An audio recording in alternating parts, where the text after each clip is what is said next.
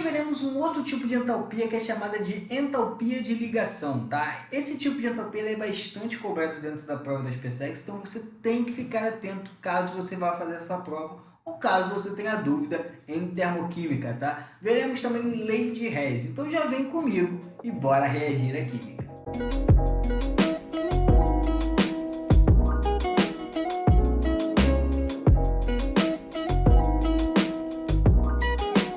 Bom, pessoal, a entalpia de ligação ela também pode ser chamada de energia de ligação, tá? E esse assunto, nesse assunto, o que nós temos que prestar atenção? Nós temos que prestar atenção nas reações químicas, tá, pessoal? Por que nas reações químicas? Porque nas reações químicas nós temos o processo de ligações sendo quebradas e ligações sendo formadas ali dentro de uma reação química, tá? Por exemplo, em uma reação química que eu tenho A mais B formando C mais D, correto? Aqui em A mais B eu tenho os meus reagentes, tá? Nesses reagentes eu tenho um processo onde as ligações estão sendo quebradas, tá? E nos meus produtos eu vou ter o quê? Um processo onde as ligações estão sendo formadas, tá?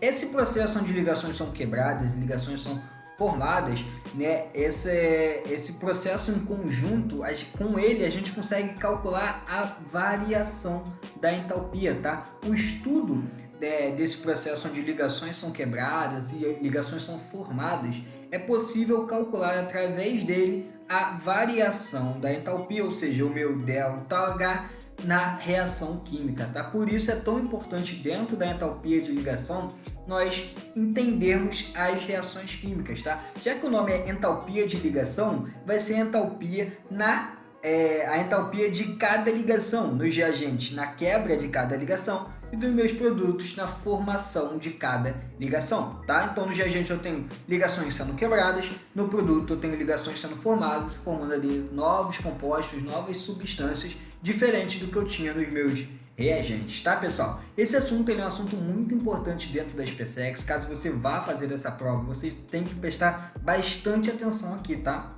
Um assunto que é muito cobrado dentro de termoquímica na prova das PSEX. Não cai só nesse concurso, cai em diversos outros concursos vestibulares, mas dentro da prova das PSEX tem tido um carinho grande da parte das pessoas que produzem a tua prova. Então você tem que ficar atento caso o seu objetivo seja passar na prova das PSEX, beleza? Bom, e aí tá aqui o lembrete para vocês. É importante, foquem bastante nesse conteúdo, nessa parte da matéria. Bom, e aí a energia de ligação, ela tem um ponto importante aqui, pessoal, que é o seguinte: quando a gente tem a quebra das nossas ligações nos meus reagentes, eu vou ter um processo que, para que a ligação ela seja quebrada, eu vou ter que fornecer energia, tá? Eu tenho que dar energia para que a ligação seja quebrada, tá? E esse processo onde eu dou energia, eu forneço energia, ele é um processo que, pelo que a gente já estudou, é um processo endotérmico, tá? E esse processo endotérmico, que a gente já estudou, vai significar que a sua variação de entalpia vai ter sinal positivo, tá? Sinal positivo na variação da entalpia. Isso tudo a gente já calculou. Caso você esteja com dúvida, não se lembre, clica no cardzinho aqui, vai lá, assiste a aula e depois volta aqui, senão você vai ficar perdido, tá? Bom, e aí, essa variação da entalpia, com sinal positivo, vai sempre acontecer nos meus reagentes, tá? Então sempre na energia, na entalpia de ligação, os meus reagentes terão sinal positivo de entalpia, tá?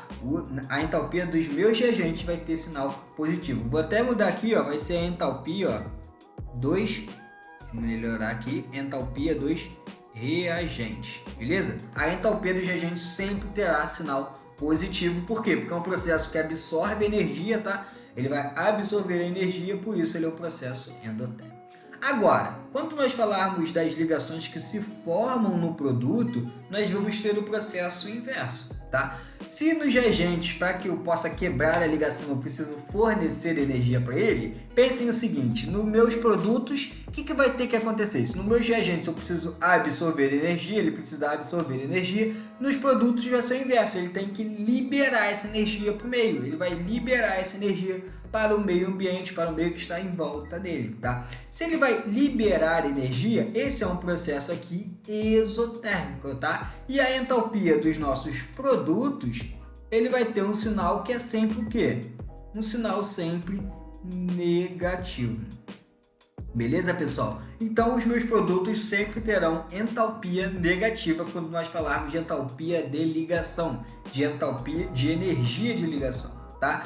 Quando nós falarmos da variação de entalpia que a gente já viu em outras aulas, não. Mas aqui, necessariamente, eles vão ter, tá? Por quê? Porque eu vou estar calculando a entalpia de cada uma das ligações, tá? Então, é bom que vocês fiquem atentos a isso. É diferente, essa entalpia de ligação ela é diferente lá da outra matéria que a gente viu de entalpia, tá certo? Bom, e o que nós temos aqui, pessoal? Novamente, caso você esteja com dúvida, clica no card e assista o vídeo, senão você vai ficar perdido, tá? Bom, e aí, a energia que ela vai ser absorvida na quebra de uma ligação, ela vai ser numericamente igual, ela vai ter o mesmo valor da energia que ela é liberada na formação, tá? Porém, a energia da ligação, ela é definida pela quebra das ligações, ela é melhor definida na quebra das ligações, tá?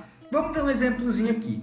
A gente tem nessa primeira reação A se ligando a um outro A, então nós temos uma ligação ali entre esses dois átomos aqui, entre esses dois átomos. E aí, para que a gente possa quebrar essa ligação, olha o que eu tenho que fazer. Eu tenho que fornecer energia. Ó. Eu forneço energia, a ligação ela, então pode ser quebrada, formando aqui ó, esses dois átomos aqui separados, podemos dizer. Tá? E aí, a variação da entalpia da reação ela vai ter sinal o quê? Ó? Positivo. Tá? Por quê? Porque para a quebra de uma ligação, eu preciso fornecer energia. Beleza? Embaixo nós temos o processo inverso. Embaixo eu tenho o quê? A formação de um novo composto. Então eu tenho A reagindo com Ag. Para que forme um novo composto, tem que liberar essa energia, tá? A ideia aqui é sempre tentar se estabilizar, tanto na quebra quanto na formação de uma ligação, tá? Então ele vai liberar energia para se estabilizar, tá? Para quê? Para formar um átomo estável, uma ligação ali estável ali. Então ele vai liberar essa energia, tá? Sendo liberado, é uma reação exotérmica, tem sinal aqui, ó, negativo, tá? Fiquem atentos, isso aqui é bastante importante para a sua prova e não só para a sua prova, para você entender essa matéria como um todo, tá certo? Caso você tenha ficado com alguma dúvida, deixe nos comentários, é sempre bom ler o comentário de vocês, porque eu sei aonde vocês estão com dúvida e aonde eu posso melhorar da próxima vez que eu for explicar esse conteúdo, tá? Então, tá com alguma dúvida? Deixe nos comentários que eu vou responder vocês, eu vou tirar a sua dúvida, eu tenho o maior prazer em tirar a dúvida de vocês, beleza? Bom, e aí, continuando na entalpia de ligação, o que nós vamos ter? Nós temos que a energia de ligação, ou entalpia de ligação, tanto faz como você chamar, ela é a energia absorvida na quebra de 1 mol de ligações no estado gasoso a 25 graus em ATM. Bom, vamos ver o que significa isso que eu acabei de falar. Nesse exemplo aqui nós temos o H2, tá? Aqui ó, nós temos o gás hidrogênio aqui, beleza? Esse gás hidrogênio, ele tem uma ligação HH, certo? Essa ligação HH, ela vai ser quebrada. Para que ela seja quebrada e eu forme hidrogênio atômico aqui, ó, 2 átomos de hidrogênio atômico, o que eu preciso fazer? Eu preciso dar energia para ela. Essa ligação ela vai absorver essa energia, tá? Então ela vai absorver quanto de energia? Nesse caso aqui ela vai absorver 436 quilojoules de energia. Ela absorvendo essa energia, ela pode ser quebrada. Essa ligação ela é quebrada. Aqui você tem que prestar atenção em um negócio, pessoal. Aqui é a quebra de 1 mol de uma ligação HH no estado gasoso. Para que isso aconteça, ela tem que absorver 436 quilojoules de energia, tá? Ou seja, se eu tivesse 2 mols aqui de HH, se aqui ao invés do 1 aqui fosse 2, isso aqui seria o dobro, seria aqui 872 quilojoules, tá? Se fosse 4 vezes, seria o dobro do dobro, tá? Se fosse 10 vezes,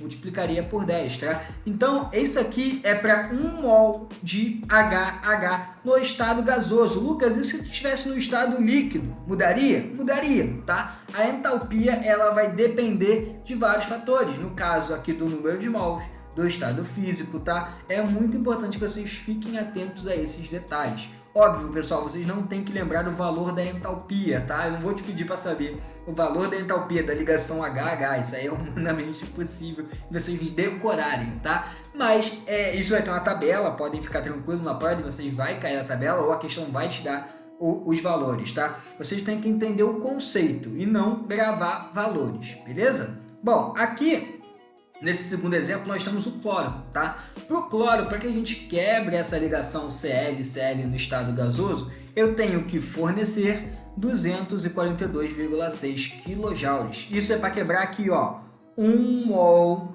de ClCl. Se fossem 10 mols, aqui você teria que multiplicar por 10, tá? Então vocês fiquem atentos a esses detalhes. Beleza, pessoal? Bom, pessoal, então vamos ver na prática como que funcionaria esse cálculo de entalpia, tá? Como isso cairia em um exercício. A gente tem aqui um exemplo do cálculo da variação da entalpia envolvendo a energia de ligações. Então nós temos aqui a reação CH4 gasoso mais 3 mols de Cl2 gasoso, formando HCCl3 gasoso mais HCl. Pessoal, já vou dizer aqui para vocês que aqui tá um errinho aqui, tá? Aqui teria que ser 3 mols de HCl, beleza, pessoal? Depois vocês vão entender o motivo, tá? E é só fazer aí o balanceamento que vocês veriam que está errado, tá? Bom, e aí o que nós temos aqui? Bom, pessoal, o primeiro passo sempre vai ser o quê? O primeiro passo, você mantém a equação química balanceada aqui, o que vocês vão fazer? Vão montar a fórmula estrutural de cada composto. Abre a sua molécula, tá? Se ela está na fórmula molecular, bota ela na fórmula estrutural para você poder ver quais ligações estão acontecendo entre quais átomos, tá? Porque na entalpia de ligação nós vamos calcular a entalpia de cada ligação, de cada átomo diferente. Então, por exemplo, aqui, ó. No CH4, nós vamos abrir essa molécula. O carbono ele faz 4 ligações, uma com cada hidrogênio. Tem para cima, para direita, para baixo, para esquerda, tá? Nós temos isso daqui acontecendo. Então, são 4 ligações entre átomos, entre C e H, tá? Então, você vai montar exatamente isso. Primeiro, você montou a fórmula estrutural aqui. Vou botar o primeiro passo aqui. Depois, você vai botar aqui, ó. São 4 vezes CH, são 4 ligações CH, tá? Isso nos seus reagentes, tá? Agora, ainda nos reagentes você tem o Cl2. Cl2 é uma ligação Cl-Cl, como nós estamos vendo aqui, ó. Só que você tem 3 mols de Cl2, então você tem 3 ligações Cl-Cl. Então tem Cl-Cl, Cl-Cl, Cl-Cl, tá? Então é 3 vezes Cl-Cl. Beleza, pessoal? Vamos continuar. Agora, isso aqui é para os seus reagentes. Agora vamos ver nos produtos. Nos produtos eu tenho HCCl3. Então, o carbono é o átomo central, ele faz uma ligação com o hidrogênio aqui para a esquerda e faz 3 ligações com cloro. Carbono, cloro para a direita, para cima, para a direita e para baixo. Então, você tem uma ligação CH e você tem 3 ligações CCl. Beleza, pessoal? E você também tem o que? Você tem o HCl, uma ligação hidrogênio-cloro. Só que você tem 3 mols de HCl, então são 3 ligações, são 3 moléculas de HCl, tá? Então são 3 ligações HCl. Então você vai botar aqui também 3 vezes, que eu botar o sinalzinho de vezes aqui, ó. 3 vezes HCl. Beleza, pessoal? Bom, e por que eu tô destrinchando assim? Porque você tem que lembrar o seguinte: quando nós falamos de entalpia de ligação, os reagentes eles vão ser sempre positivos, eles vão ter sempre sinal positivo. Então você não vai utilizar aquela fórmula que a gente calculou, que a gente utilizou para calcular de entalpia lá nos outros vídeos, tá? A variação da entalpia é igual à entalpia dos seus produtos menos a entalpia dos reagentes. Você não vai utilizar essa fórmula, tá? Aqui você vai calcular que a variação da entalpia é igual à entalpia dos reagentes mais a entalpia dos produtos, tá? Por quê? Porque a entalpia dos reagentes sempre é positiva e a entalpia dos produtos sempre é negativa. A entalpia dos reagentes vai absorver energia, é um processo endotérmico, por isso os reagentes sempre positivos. Já os produtos não, os produtos eles vão ter entalpia negativa, porque é uma reação exotérmica que libera energia, sinal negativo, beleza? Então, os seus reagentes sempre vão ter sinal positivo e os produtos sempre terão sinal negativo, tá? Então, muda essa fórmula aí, porque senão poderia dar um problema, beleza? Bom, e o que nós temos aqui? Eu tenho 4 ligações CH, a questão me dá o valor de CH aqui, ó, ele diz que é 413,6, então você vai botar aqui, ó, 413,6 vezes 4, porque é a quantidade de ligações que eu tenho. Isso no meu reagente. Mas eu tenho a ligação CL-CL também, ó, 242,6. Então são 3 ligações CL-CL, então vai ser 242,6 vezes 3. Beleza, pessoal? Isso aqui nos meus reagentes. Agora, nos produtos, como é que ficaria? Eu tenho aqui uma ligação CH, então é 413, então ficaria aqui 413,6 mais, na verdade não precisa, mais, vamos lá, CCl, eu tenho 3 ligações CCl, CCl é 327,2, então eu botaria aqui, ó, 327, eita, botei errado, 327,2 vezes 3, tá? Mais a ligação HCl que eu tenho 3, tá? Que é 431,8. Então, 431,8 vezes 3. Beleza, pessoal? Eu tenho tudo isso nos meus reagentes e nos meus produtos, tá? Para simplificar, eu já tenho esses valores. Os reagentes eles vão dar a soma disso aqui, as suas multiplicações, vai dar 2.381,4 kJ, tá? Pessoal, reagente absorve energia, uma reação endotérmica. Então aqui é um valor, ó, positivo, tá? Agora, os meus produtos é o contrário. Se eu multiplicar e somar isso aqui tudo, vai dar isso aqui, ó, 2.690,6 kJ. Como é um processo de liberação de energia, um processo exotérmico, aqui o sinal ele é negativo. Beleza, pessoal? Tem que ficar atentos nisso. Se formos montar a fórmula, teríamos o quê? ΔH é igual a mais 2.381,4 menos esse valor aqui, 2.690,6, tá? Bom, pessoal, fazendo esse cálculo aqui, esse ΔH aqui, ele vai dar quanto? Eu já fiz esse cálculo para vocês, está aqui no próximo slide, tá? Diminuindo um com o outro, vai ficar menos 309,2 kJ. O que significa, pessoal? Significa que o valor de entalpia dos meus reagentes, dos meus produtos, ele é maior do que os reagentes, por isso o sinal ficou negativo, tá? Lembrando que os reagentes têm sinal positivo, o produto tem sinal negativo, tá? Como o produto ele era maior, o sinal é menor do que zero, tá? Eu tenho um valor negativo, beleza, pessoal? Significa que essa reação aqui, ela é uma reação exotérmica, tá, pessoal? Essa reação ela é uma reação exotérmica que vai liberar energia, tá, pessoal? Por isso, sinal negativo dela, tá, pessoal? O importante aqui é vocês treinarem, tá? O conselho que eu dou para vocês aqui, pessoal, é fazer exercícios, tá? Peguem a bibliografia do concurso, os PSEX Cobra Marta Reis, Cobra Usberg Salvador, tá? Peguem o livro, façam bastante os exercícios do livro, treinem bastante, tá? Porque fazendo esse processo de estudo, né, de treino, vocês vão ficar cada vez mais afiados para resolver questões, tá, pessoal? Para entender como a matéria pode ser cobrada. Quando vocês já tiverem resolvido muitos exercícios desse livro, peguem questões antigas da prova das PSEX e comecem a resolver, tá? Para entender como a questão cai na tua prova. É importantíssimo esse processo, tá? Então a dica que eu te dou é: estudem, façam uma revisão do estudo, do que você estudou, façam bastante exercícios, tá? Depois de uma semana, revisem de novo e façam mais exercícios. Fazendo esse processo, eu tenho certeza que vocês nunca mais vão esquecer esse conteúdo, tá? Vocês vão entender detalhadamente como o conteúdo pode ser cobrado na tua prova. Beleza?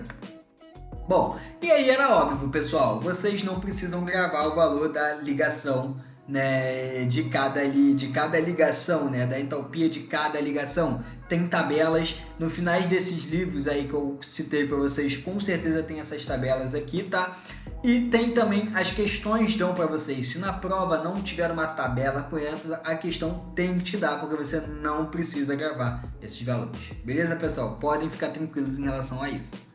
Bom, pessoal, veremos agora a lei de Hess, tá? A lei de Hess é um conteúdo que cai bastante em concursos, em vestibulares. Na prova da SpaceX ela não costuma cair muito, eu não me lembro nos últimos anos de ter caído uma questão somente de lei de Hess, tá? É mais difícil ser cobrado uma questão dessa, pode se utilizar os conceitos que a gente vai ver na lei de Hess em outros conteúdos dentro da termoquímica, tá? Dentro de outros conteúdos, de outras matérias, mas uma questão apenas de lei de Hess eu não me lembro dos últimos anos de ter sido cobrado, tá? Mas em geral, em concursos, em provas, cai bastante lei de Hess, então vocês têm que ficar atento com esse conteúdo, tá? Bom, o que acontece? Na lei de Hess, nós temos que a variação da entalpia numa dada reação só depende dos estados inicial e final, ela não depende dos estados intermediários, tá? Na lei de Hess, a gente estuda ali os valores na verdade, a gente estuda as etapas, né, as várias etapas, e aí isso significa que na lei de Hess o que importa mesmo é o estado inicial e o estado final, tá? Bom,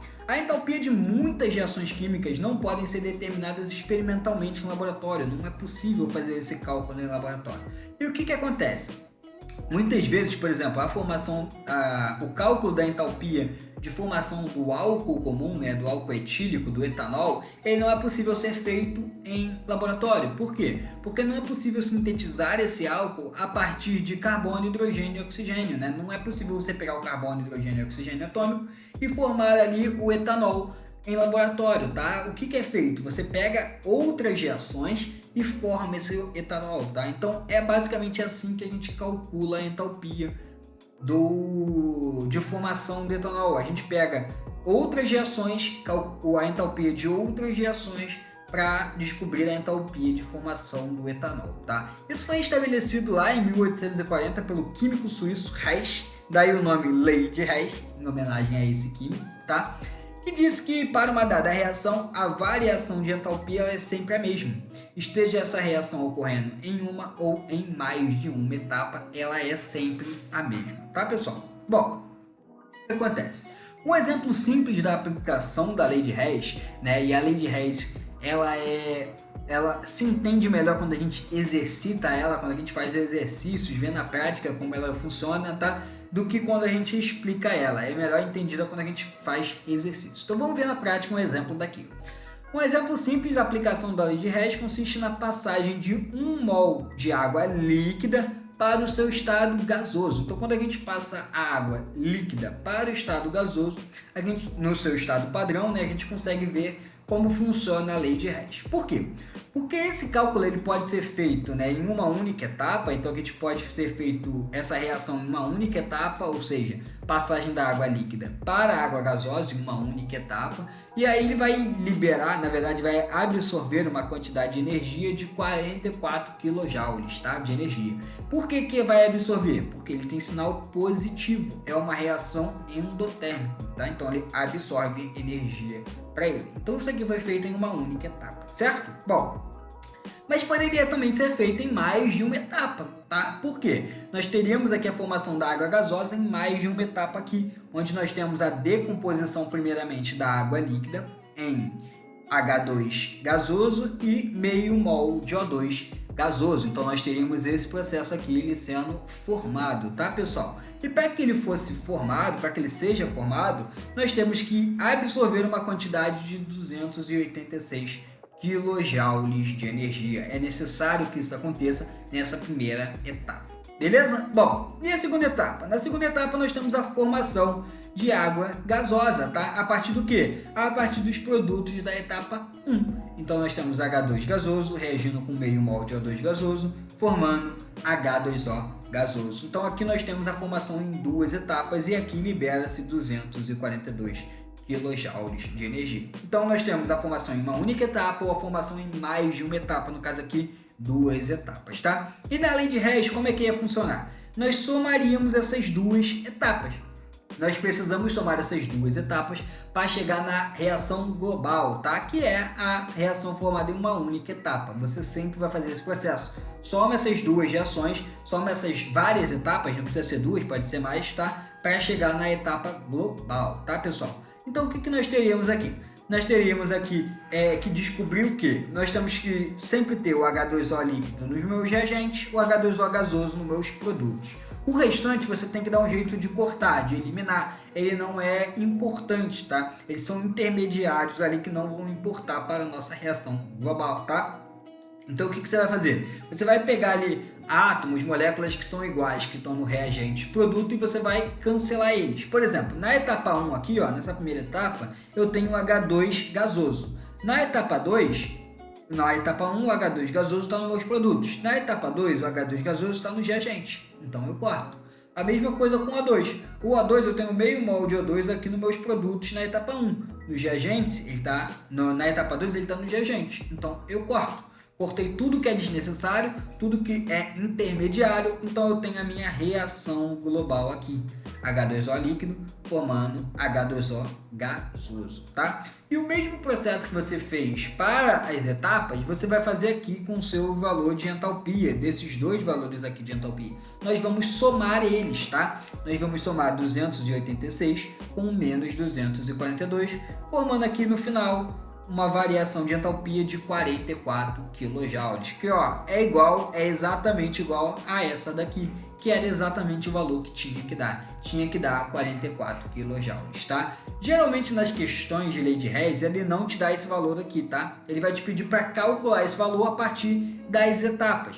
Então você vai primeiro fazer as etapas aqui, né, as reações químicas, depois você vai somar a variação de entalpia dessas reações para descobrir qual que é o valor da variação de entalpia global da reação. Sempre vai fazer dessa forma. Beleza, pessoal? Importante isso. E aí, o que vai acontecer?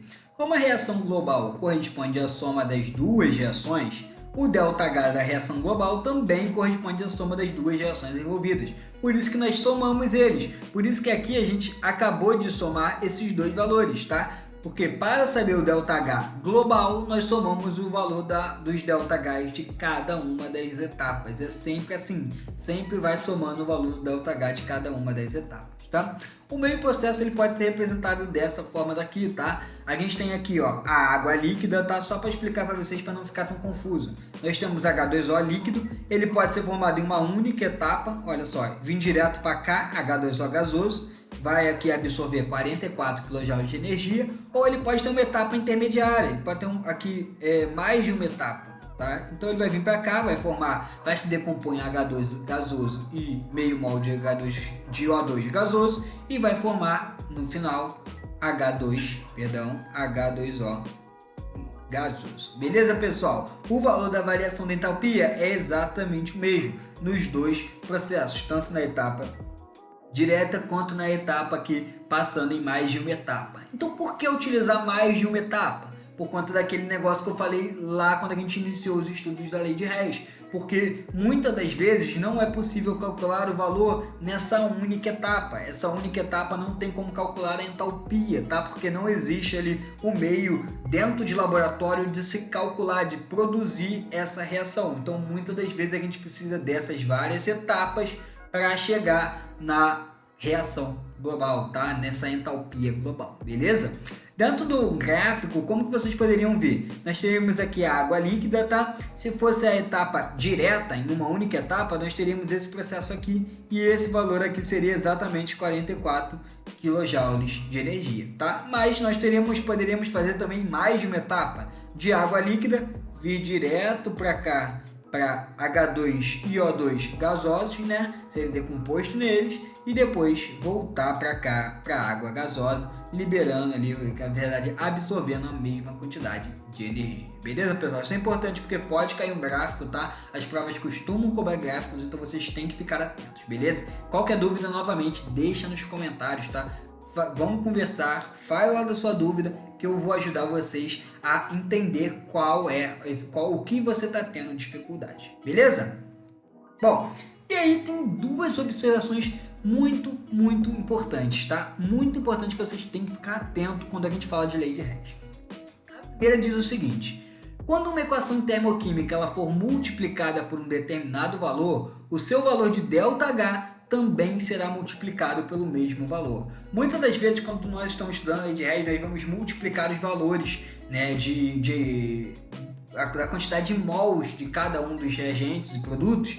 O ΔH tem que ser multiplicado por esse mesmo valor, tá? E a segunda observação importante é: quando uma equação termoquímica for invertida, ou seja, eu inverter produto com reagente, o sinal do ΔH também vai ser invertido. Se o sinal é negativo, fica positivo. Se ele é positivo, fica negativo, tá? A gente vai ver na prática como isso funciona, mas essas duas observações, elas são muito importantes, tá? Prestem atenção, foquem nisso, beleza?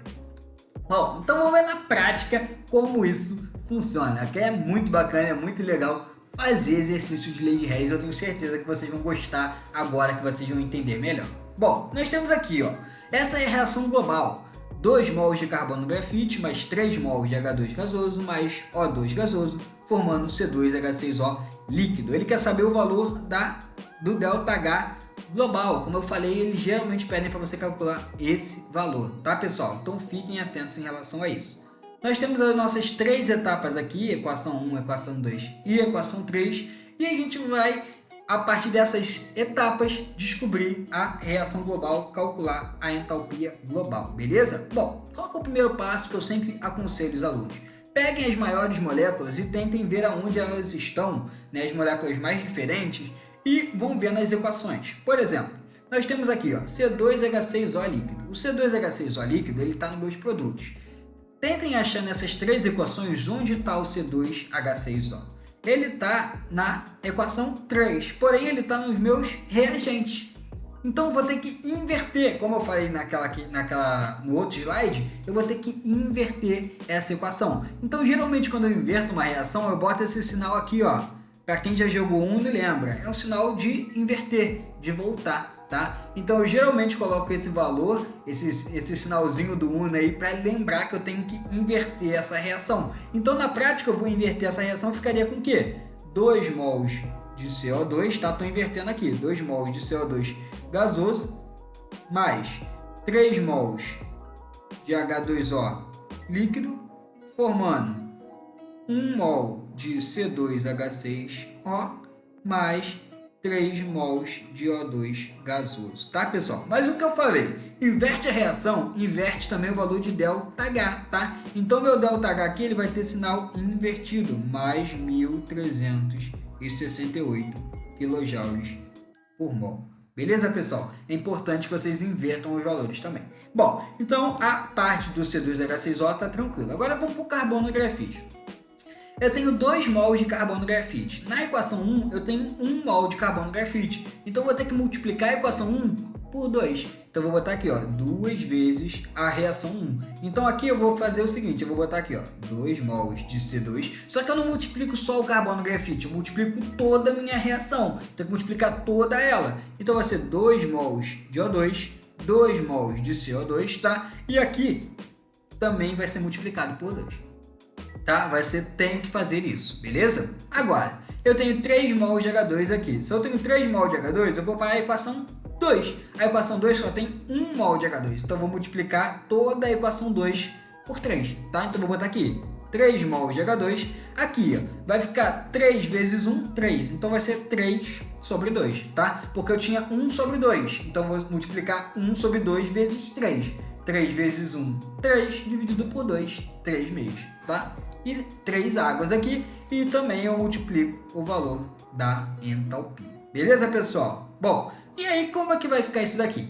Eu botei aqui já detalhado como é que ficaria, ó. A primeira equação eu multiplicaria por 2, porque eu tenho que ter 2 mols de carbono grafite, como eu fiz. O valor da entalpia foi multiplicado aqui, menos 788, tá? A segunda equação eu multiplico por 3, porque eu tinha que ter 3 mols de H2 no reagente. Então eu multipliquei toda a minha reação por 3 e também multipliquei o valor da entalpia.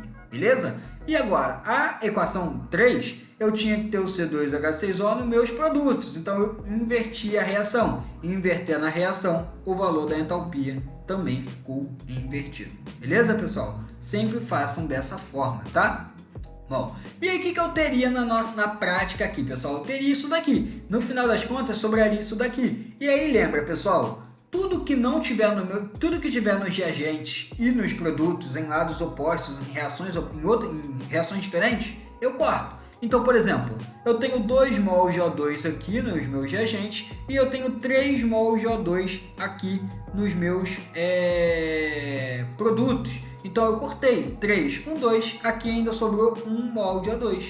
Sobrou um molzinho aqui de O2, ó. 1 mol de O2 gasoso, tá? Só que aqui eu também tenho 3 meios de O2, olha só. 3 meios de O2 e 1 mol de O2. Cortando 3 meios de O2 com 1 mol de O2, vai sobrar aqui mais ou menos meio mol de O2, tá, pessoal? Bom, e aí o que eu tenho aqui? Eu tenho ainda água, 3 mols de água aqui nos reagentes, 3 mols de água aqui no produto, 2 mols de CO2 aqui nos reagentes, nos produtos, 2 mols de CO2 dos reagentes, tá? Então, cortando tudo que não está na minha reação global, o que vai sobrar? Vai sobrar a minha reação global, 2 mols de carbono grafite, 3 mols de H2 gasoso, meio mol de O2 gasoso e 1 mol de C2H6O líquido, tá, pessoal? É importante aqui vocês entenderem o seguinte, pessoal. Por exemplo, o O2, eu tinha ele em reagente nos produtos e eu tinha que chegar nesse valor daqui. Então eu fui cortando os O2 que não precisava para chegar nesse O2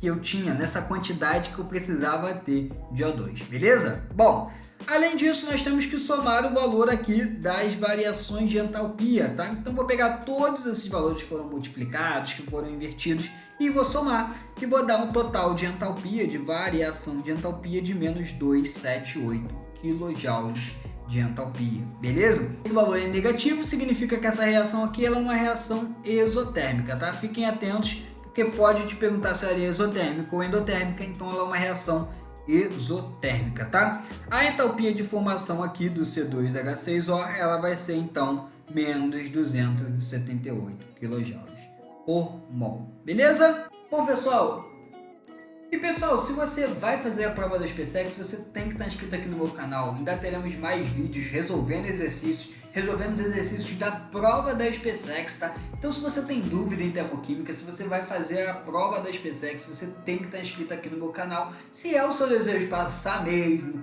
tem vontade de ser ali um cadete do exército, se formar como tenente do exército, você tem que estar inscrito aqui no meu canal, porque nós faremos vários vídeos com exercícios, com conteúdo sobre essa prova, beleza? E se você gostou desse vídeo, curte. Se ficou com alguma dúvida, pode deixar nos comentários, que eu vou te ajudar, que eu vou estar ali respondendo todos os comentários. Beleza? Valeu!